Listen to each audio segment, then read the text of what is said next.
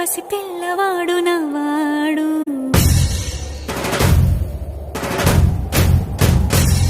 విడుముండోడు అని ఊరువాడ అనుకున్న గాని మహారాజు నాకు నవ్వాడు.